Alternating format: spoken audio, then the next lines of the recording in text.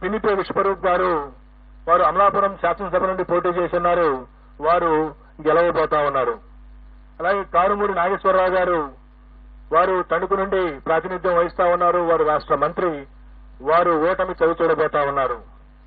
అలాగే చెల్లిపోయిన వేణుగోపాల్ గారు రాజమండ్రి రూరల్ నుండి ప్రాతినిధ్యం వహిస్తా ఉన్నారు, మంత్రి, వారు కూడా ఓటమి చవిచూడబోతా ఉన్నారు. దాడిశెట్టి రాజా వారు తుని అసెంబ్లీ నియోజకవర్గం నుండి ప్రాతినిధ్యం వహిస్తా ఉన్నారు, వారు గెలవబోతా ఉన్నారు.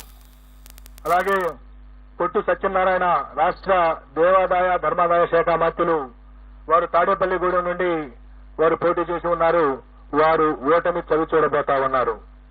అలాగే శ్రీమతి తానేటి వనిత ప్రస్తుత ఆంధ్రప్రదేశ్ యొక్క హోంశాఖ మంత్రులు, వారు గోపాలపురం నుండి గెలవబోతా ఉన్నారు స్వల్ప ఆధిక్యతతో. అలాగే జోగి రమేష్ గారు ప్రస్తుత రాష్ట్ర మంత్రి, వారు పెనమలూరు నియోజకవర్గం నుండి, గతంలో పెడన నియోజకవర్గం నుండి శాసనసభ్యులుగా ఉన్నారు, ఈ ఎన్నికల కోసం పెనమలూరు నుండి పోటీ చేశారు, వారు గట్టి పోటీ ఎదుర్కొనబోతా ఉన్నారు. అలాగే అంబటి రాంబాబు గారు గుంటూరు జిల్లా, ఇప్పటి పల్నాడు జిల్లా సత్తెనపల్లి నియోజకవర్గం నుండి ప్రాతినిధ్యం వహిస్తున్నారు, రాష్ట్ర జలవనరుల శాఖ మంత్రులు, వారు గట్టి పోటీ ఎదుర్కొనబోతా ఉన్నారు.